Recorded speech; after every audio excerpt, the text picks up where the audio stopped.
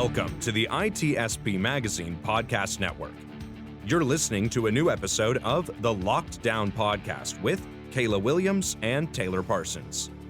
Cybersecurity encompasses so many facets of business risk. Wrapping your head around it can be overwhelming and stressful. Join us to learn how to tie cybersecurity strategy to overall corporate objectives and best business practices while gaining an understanding of technical and non-technical approaches to security and privacy, regardless of tenure in the field. Knowledge is power, now more than ever.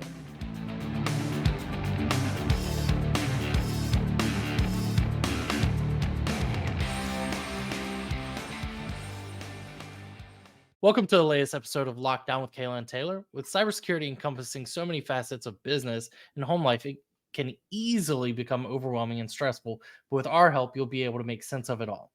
Now, this week, we are discussing a rather interesting and somewhat elusive topic, building a personal brand through a social media presence while being in the security space. And with us today to tackle this subject is Jackie Blundell, marketing, comms, content, and social media extraordinaire. So welcome to the show, Jackie. Yeah, thank you guys for having me. I'm adding that to my LinkedIn header after we wrap this up.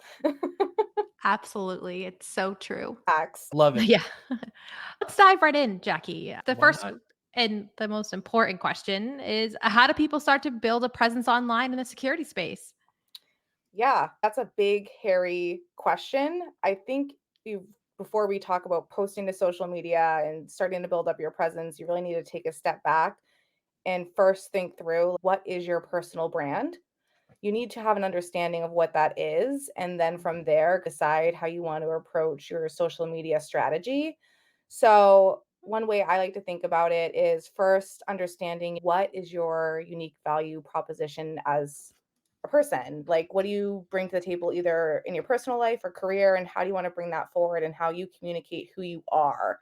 And then, who is your audience is the second part of that. Who are you trying to communicate to? If you're posting on social media just to post on social media, you're probably not going to be very effective. So for me, when I think about my unique value proposition, just by way of example, I like to think of, okay, I am a person who is exceptionally well at long-term project planning and executing. But on top of that, I like to infuse personality into my work and bring a good energy and attitude to my work. So what I like to say is that I'm an amazing project manager who comes to meetings with an agenda and a smile. That gives you a sense of who I am, right? But then on top of that, okay, this amazing project manager, but what type of projects do I manage? I manage marketing projects, not just marketing projects, social media marketing projects for SaaS companies, for B2B SaaS companies, for B2B cybersecurity companies. So now you have a really great sense of who I'm trying to talk to and what I'm about and what type of insights I'm going to bring to the table. So before you post to social media or build your social media profiles, it's important to do that legwork and think about, okay, who am I and what am I even trying to say on here?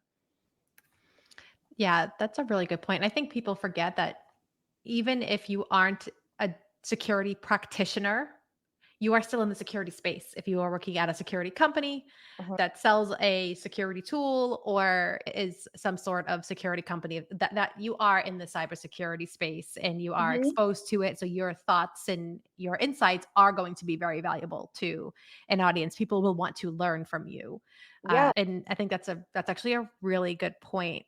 So you talked about like what areas do people excel in and like what drives me and how that can help you to narrow down your target audience. Is Mhm. there like anything like a template or anything people should be using, or is it like just like because you obviously you know this, are there resources people could use? Yeah, I came up with my framework honestly just by searching personal branding best practices on Google. I did not make this up myself. There's tons of resources online.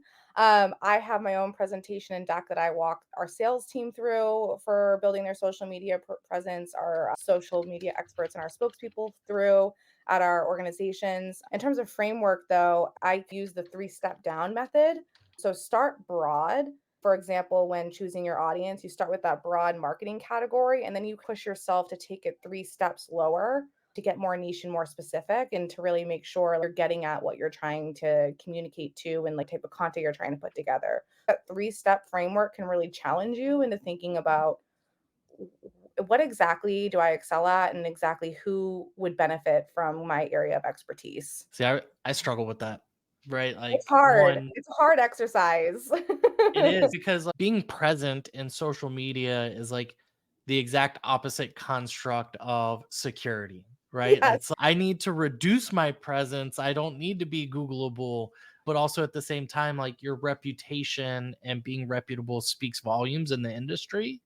So Yeah. having that presence is actually very important to building your career, building your brand. And so like there's almost like contradictions in building out a security profile and a social media presence at the same time. Yeah. It's interesting too because as you progress in your career, oftentimes the companies you work for, et cetera, they want you to be more active on social. But then as a security person, you're like, I don't know if I should be putting all this information out there. Like, so I think there are definitely some best practices for making sure you're not airing out too much personal information while also sharing best practices and showing yourself off as a thought leader. For example, if you're trying to show who you are as a person, but also trying to talk about the latest security breaches, et cetera, and are drawing parallels between your personal life and whatever's happening in the security space, maybe you don't share the name of your dog because maybe someone will use that to crack a password or something. I don't know. But maybe keep those details intimate. Don't share the names of your children, etc., or let too much personal information out. So that Yeah. way, as security people, you guys are more. This is more top of mind for you than me. But there are ways to share who you are without letting out those intimate details. So that way, Yeah. you don't expose yourself. Yeah, and I do that on social media. I have like hashtag S1 for my oldest and hashtag S2 for my youngest because their names start with Honestly, that. everyone should be doing that. Outside of the security space or not, like, the amount of Yeah. personal information that people share, especially when it comes to, like, their family and children, etcetera. I'm like, even if you don't work in security, you probably shouldn't be doing that. I mean, Yeah. it's general best practices on how not to get pwned. Yeah.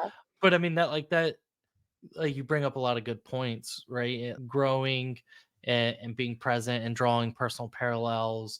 It almost thinks of makes me think of split personalities, right? Is Mhm, your social media presence playing to the personal side? Is it playing to the professional side? Which is drawing more attention? And I think that mhm, that really helps beg the question of like, should you start your social media presence and building your brand through a corporate entity such as your mhm. job or Mhm. organizations you're aligned to, or should it be something that is personal and unique to you that incorporates the things that Mhm. you are associated with either by trade craft or by career choice? Yeah, for me, even though I'm like in the corporate communications profession, and obviously I work really closely with our spokespeople and the broader organization on social media, I really think appreciate and value when the spokesperson themselves or the person I'm working with has a vested interest in their own social media presence and they're just not taking canned content that I'm teeing up for them because it's not going to resonate. Like it has to be driven by you to some degree because you're bringing the unique perspective to the table and the unique insights to the table that people want to hear. And only your unique voice can draw that type of attention and engagement if you've gone and done the prep work and thought through what you're trying to communicate and say. So I believe that whether or not you are an official spokesperson of your business or not, you should be building your social media presence. I think in today's world, whether you're in security or not, personal brand drives so much value and it's an opportunity for you to showcase your expertise. Now, with that Yeah. said, remember that if you are taking this journey and are going to build your personal brand on your own, and you do have aspirations to step into leadership positions some days or be in positions that are more visible at businesses in the future, what you're saying and posting online now will Yes. be reviewed and considered in the future. And there will be some forward-looking businesses that, again, appreciate having someone who's vocal, who's sharing an opinion, who's taking a provocative stance, and is truly a thought leader. But at the same time, it has to be done respectfully, right? Yeah, I think that goes with the saying like that we've heard a lot lately, Mhm. past maybe past 5 years or so, where you can have an opinion, you can say whatever you want, but you are not free from the consequences of what you've said. So I think that's very pointed, and it's Mhm. something that is a good reminder. Yeah. Um, and yeah, keep it clean, folks. Let's just keep it clean. And it's funny Potential because employers Google you. yeah, I mean, security folks are not shy of sharing their opinions either, which is Right. amazing. That's what makes for good social content, but has to be done in a way where, of course, you're not being Sometimes. too mean. So then Sometimes. I guess I like a spicy opinion. So Hootsuite is a social media company. They have a hot chili pepper that they use. It's like the spiciness of your post, and it's like the spicier it is, the more likely it is to get engagement. oh, So, nice. like, I That's don't shy cool. away from spiciness. If everyone's saying the same thing, we're just sitting in an echo chamber. But Yeah. yeah, you got to toe the line a little bit. So with that being said then, Jackie, like all of that was just a lot to cover. Is it better to start through the company that you work at or to do it on your own? What are your thoughts there? I think it's good to start on your own, especially if you're not in a position right now that you're not in a leadership position where you're going to get hooked up with someone like me helping you manage your social media presence. I think it's a good thing to start, especially early on in your career. There's a lot of security practitioners that are gaining traction and momentum on platforms like LinkedIn. I don't think you have to wait to have a senior title to start working on your personal branding. I think it's something you should be thinking throughout your entire career. That said, welcome the support if it's available to you from your business. Hopefully you get someone who understands that, like, I'm not going to be asking you to exclusively be posting blog posts from the company blog and pushing whatever product we're trying to push. That's not good. That's just not good social media strategy or management or personal brand building. But I think it's something that folks should prioritize in their personal time. And regardless of where you are in your security career journey, starting now and identifying what platforms you're really comfortable with and what types of mediums of content you're comfortable with is a good way to just get started. And you can do it in stages. Like, you don't have to all of a sudden be a content creator on day one. You can start by commenting on people's posts and sharing your opinions that way. And as you get more comfortable with kind of the two-way dialogue that happens, then maybe step into publishing your own post and setting goals for publishing once or twice a week or whatever it may be, just to get you started. Or starting a podcast. Yeah. Yeah. So then like what are your thoughts then in our security space here? TikTok, no TikTok. What are your thoughts there? Because that is Ooh. a spicy It's a controversial one. It's a controversial I one. do not have it. I will say I don't have it. I know. I tried to send you a TikTok the other day and you couldn't watch it. So I screen recorded it for Kayla and then I You sent it did. to her because the content was just too relatable. And I was like, be reckless, get on TikTok with me. So it's funny. I'm on TikTok. I don't post to TikTok super frequently. I actually ended up privating my account because I blew up on TikTok and I had like 50K views of a hidden room that I found in my last apartment. Funny side story. Oh, And then I was like hosting like a Q&A series. I was having a lot of fun. Then I was like, I need to shut this down. that's amazing though. It's like, this is Was getting that in crazy. Boston or Yeah, it was in my last apartment. Yeah. It's not where I'm currently residing, but in my last place. As I was moving out, I found a board in my closet and then I pulled back the board and there was a whole other room back there. So it's a lot of was Was it? fun. there a mattress and a lamp? Yeah, right? No, just well, there was like a That's like box horror movie. and like bird cage. It's a There's a whole thing. Bird cage. Someone lived in that. Sorry, we're totally going off on a tangent here, So Jackie. We're I going to just talk about that another time. That might be yes, Yeah. another we'll have to episode. brief. I can show you the content privately, one to one. Is the security space. There are people who are very against TikTok, obviously, for the global geopolitical landscape and everything happening. And oh my God, China's spying on all of us. I'm like, China has my information. It's done. So I'm keeping TikTok. But there are a growing number of junior practitioners on TikTok, or like entry level to like mid level practitioners. And we do some focus groups as part of our like marketing planning and trying to figure out where people are getting their information from, particularly as we're looking at the SOC practitioner. And there are in some of the focus groups we've hosted, I'm like, where are you getting your information? What's in your daily social media rotation? And someone said TikTok, and I was shocked.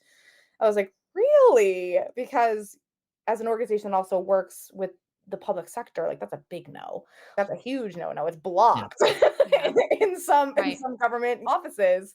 So it's a mixed bag, really. I think if you are early on in your career, there's a lot of folks who are doing like a day in the life of a SOC person and like showing the ins and outs of the roles and responsibilities, what they're doing, sharing like a day in the life. That's super common content. And then there are folks who are in the YouTube space that are posting clips on TikTok and teasing their content out on TikTok. So I don't think it's off the table.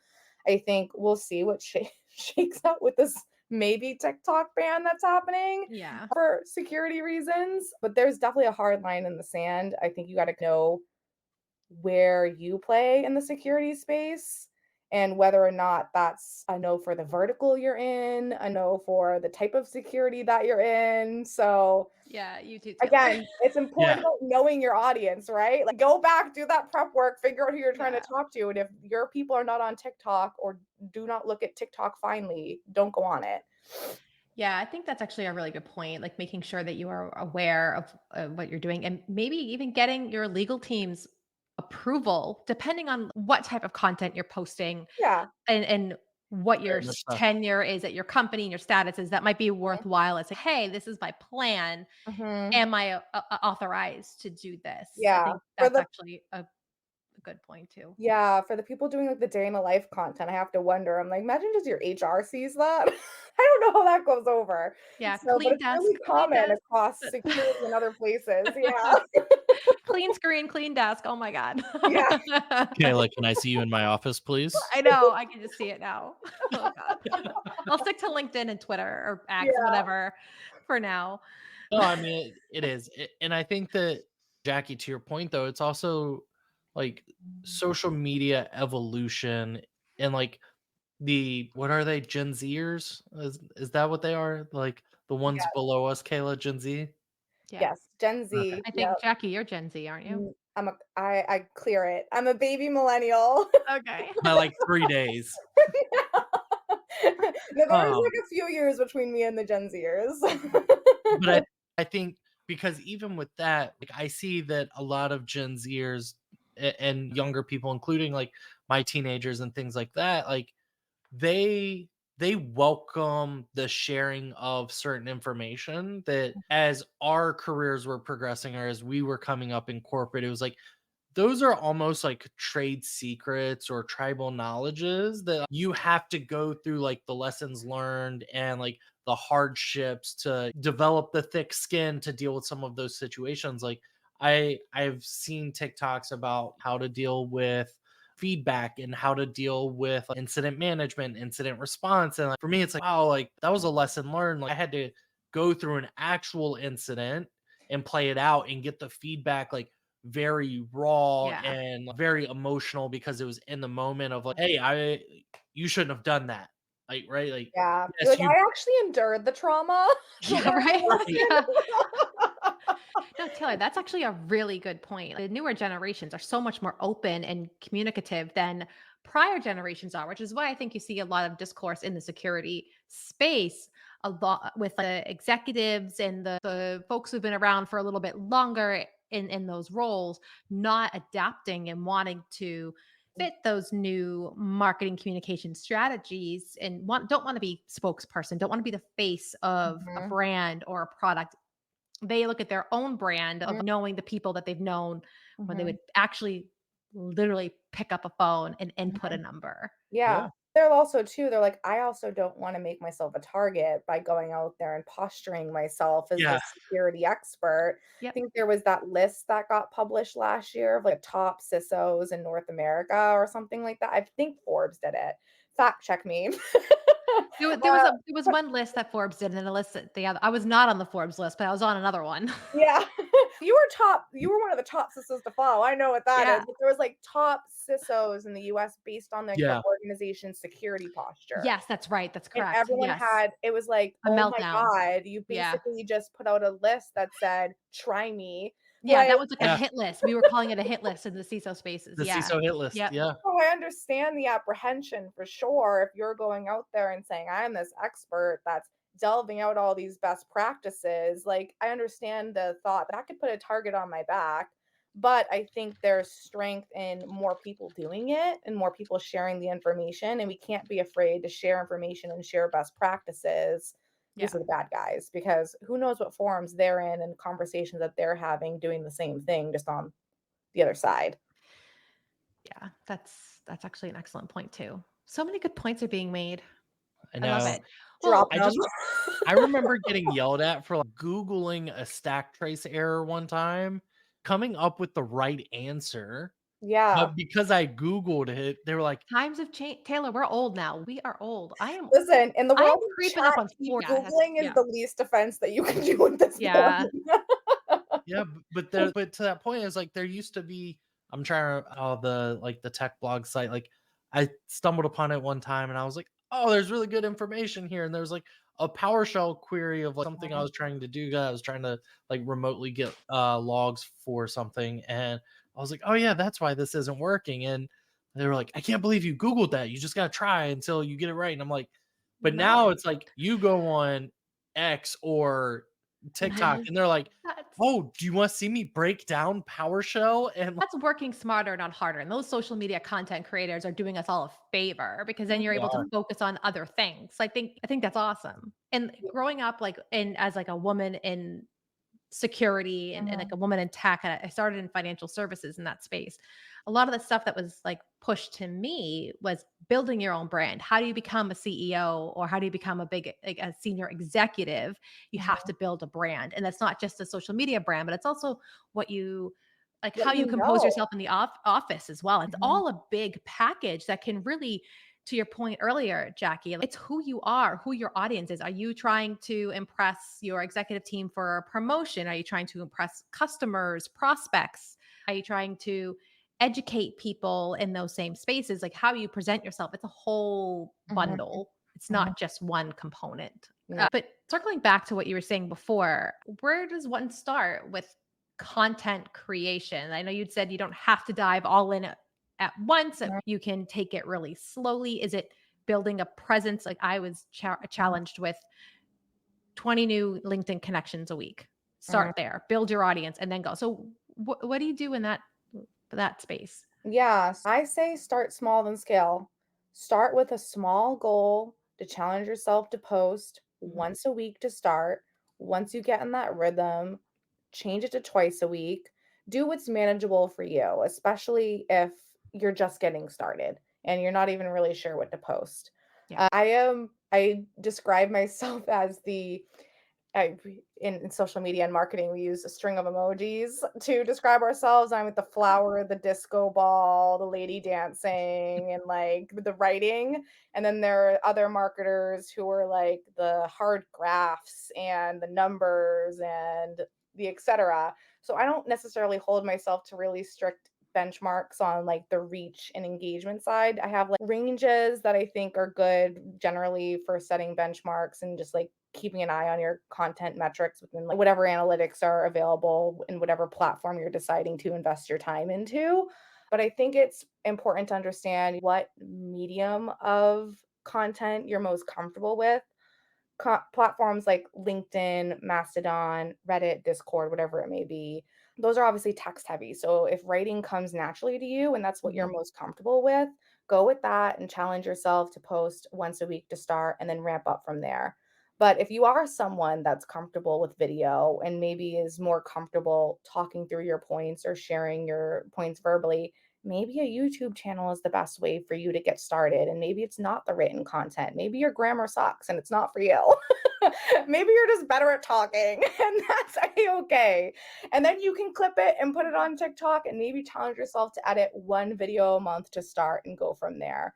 I think it's thinking about where you're most comfortable, where you present best, and what's your strengths, and starting with those Yeah. small goals and then scaling and then seeing what type of feedback you're getting to inform your strategy going forward. I should definitely tell my daughter that because her TikTok's draft folder is like 380, Oh and my goodness. like post something, like Just post one of them. just You don't one need to of them. search for perfection as you're getting started, and I think almost like the imperfect post to begin with is really what starts to build your audience. It doesn't have to be overly polished. Like I almost Mhm. have to unpolish us a little bit on the brand side when I'm working from like my corporate position, because I'm like, no person talks like this. No Yeah. person posts like this. No one's posting. People are posting really cool content, don't get me wrong. And I'm sure there are influencers and creators that have a whole editing team behind them. But as you're getting started, don't feel like you have to compete with the folks that have an editing team and are putting these really Right. splashy things together. Huge. You can still do it. And it doesn't have to be an incredibly polished shop to get going. I think that's where I struggle, right? I have an X, I have a LinkedIn, I have Mhm. opinions, right? I want to Yes, I have the opinions. get them out there, but then it's like I start typing and it's like when you get gun shy almost or Mm. trigger shy, And you're you're like, like, what if someone comments disagreeing? Then what am I gonna say? I don't want anything controversial. Yeah. "Oh, I'm not afraid of that. I'm afraid of like the tone in which it's interpreted." Right? Yeah. But to that point though, you are not responsible for how people interpret what you're saying. Like totally off track here, but I watched an episode of Modern Family the other day and they were like making up they were Phil had been talking to an old girlfriend from high school and his wife was putting like a certain tone to his messages to her Mhm.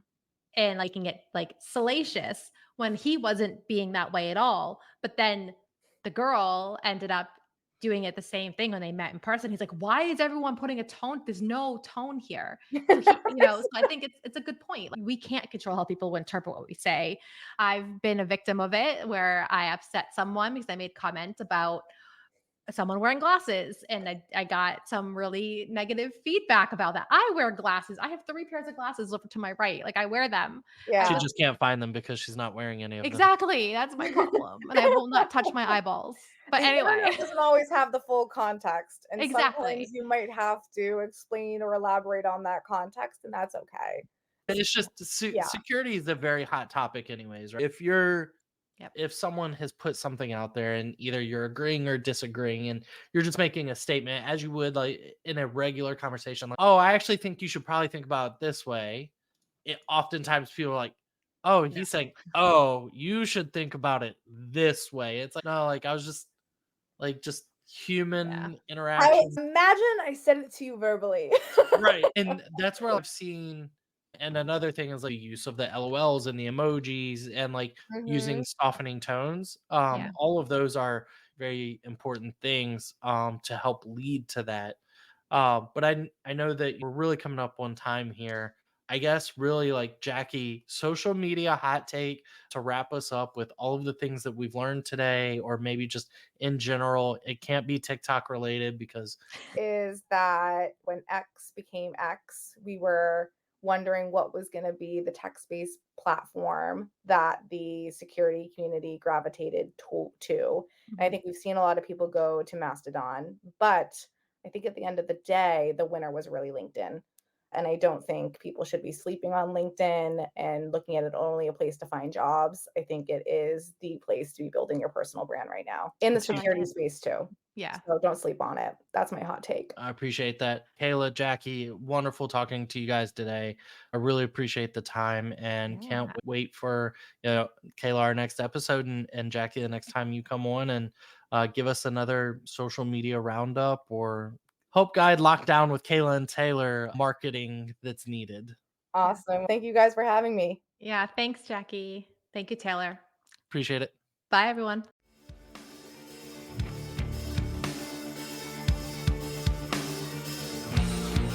We hope you enjoyed this episode of the Locked Down Podcast with Kayla Williams and Taylor Parsons, part of the ITSP Magazine Podcast Network.